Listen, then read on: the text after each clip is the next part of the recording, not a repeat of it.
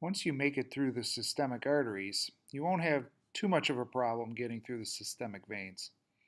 There's a few things that I want to emphasize that are different when it comes to veins and the arteries. One is obviously the direction of blood flow.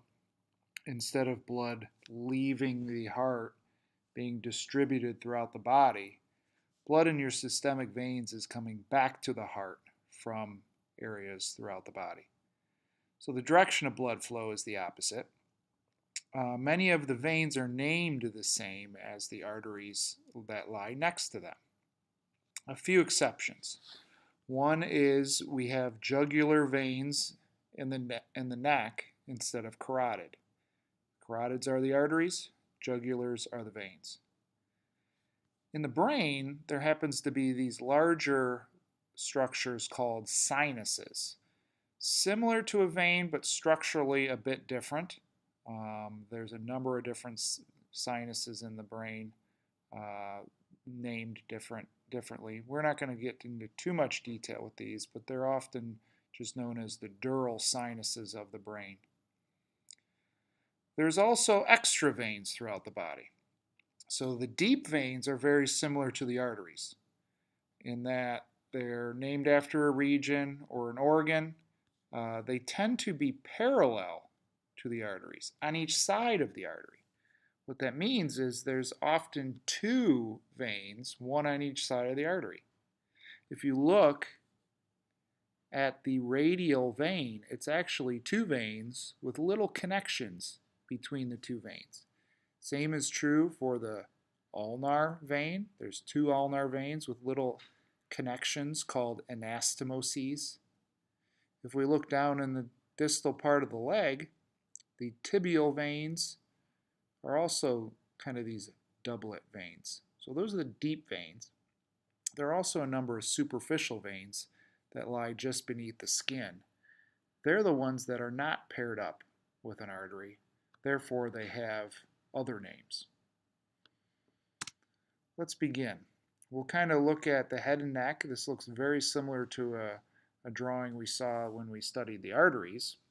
And if you recall, the arteries were going up towards the head. Now we're going to be coming down from the head.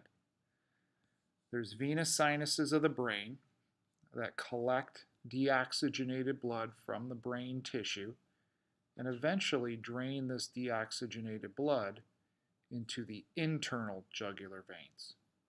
The internal jugular veins will then bring this blood out of the cranial cavity and down the neck. I'll remind you the ultimate destination is the right atrium. So eventually this blood is going to be draining down the internal jugular vein. The internal jugular vein actually merges with the subclavian vein to form a brachiocephalic vein. The tissue that lies outside the skull is drained into, you guessed it, the external jugular veins. And these external jugular veins are quite superficial in that you can actually see this branch of the external jugular vein in an individual's neck. So those are the jugular veins. You can also notice there's a vertebral vein draining blood down. There's also a subclavian vein draining blood ultimately from the arm. And this is going to be the right brachiocephalic vein that merges with the left brachiocephalic vein to form the superior vena cava.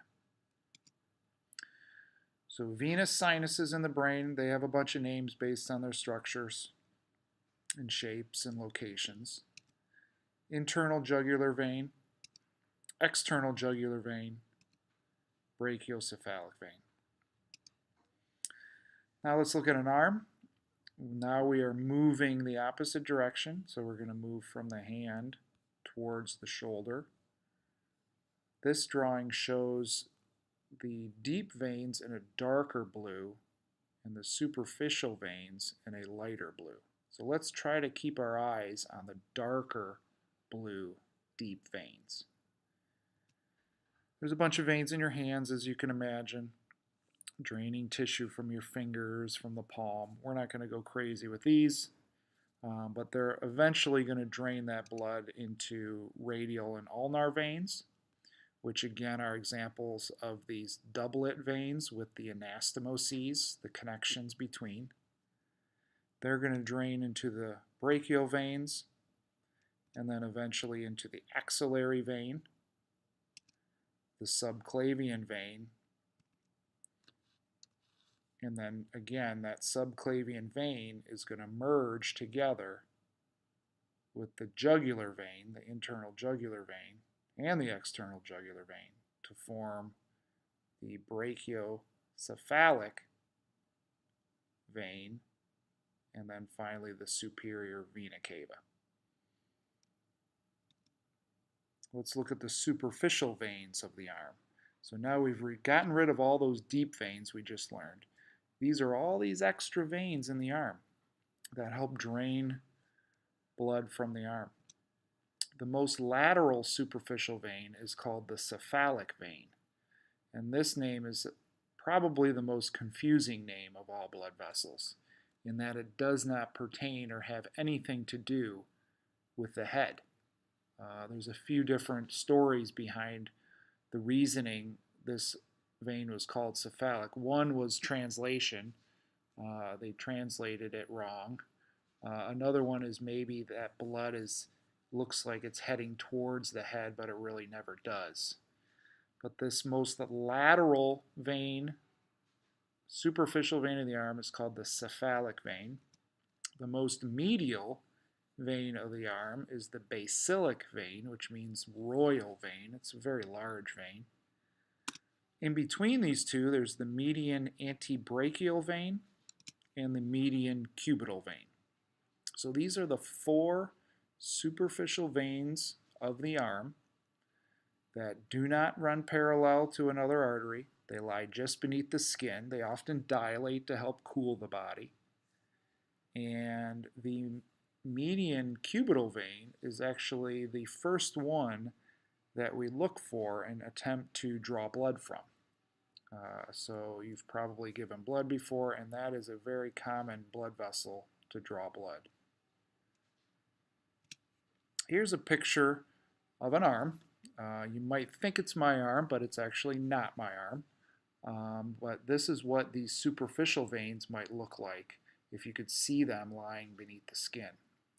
But as you can see, this is the most lateral superficial vein, the cephalic, and it actually has kind of a couple parts to it here and here, so that blood is coming this way up the arm. The one most lateral is the basilic, so we can see that one kind of coming from here up that medial aspect of the arm.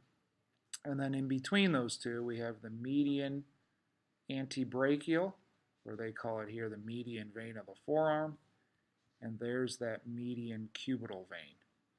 This one kind of crosses from the cephalic over to the basilic vein. Here's a picture of the thoracic cavity and the abdominal cavity. I'm not going to go all through these, but you'll notice that these are all deep veins and they lie parallel to arteries. So why not name them the same as the arteries? One thing I will point out is there are two brachiocephalic veins. There is a left brachiocephalic vein, which is the combination of the left internal jugular and the left subclavian. So there's the left brachiocephalic. Here's the right brachiocephalic, which was the merge of the right jugular and the right subclavian. Those two brachiocephalics come together to form superior vena cava. Inferior vena cava is the merge of the two common iliac veins to form the inferior vena cava. But you can look over this and you'll notice a lot of these names should look familiar. Finally, let's look at the legs. And again, we are draining up the legs, so we're going to think of our veins as the opposite of arteries. There's a number of veins in the top of the foot and the bottom of the foot, plantar and dorsal veins. There are tibial veins, anterior and posterior tibial veins. There are peroneal veins, or fibular veins. There's a popliteal vein behind the knee.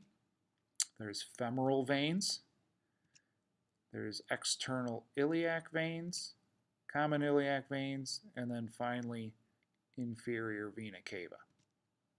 The superficial veins of the leg include the great saphenous vein, which is the longest vein in the entire body.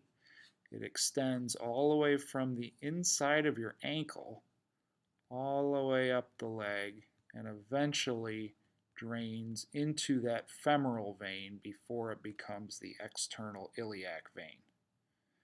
So that is a very large superficial vein of the leg. There's another one known as the small saphenous vein, which is more lateral. It starts kind of the lateral aspect of your ankle, but it only goes up just above the knee where it drains in to the femoral vein. So those are the two additional superficial veins that go with the 4 that we learned in the arm.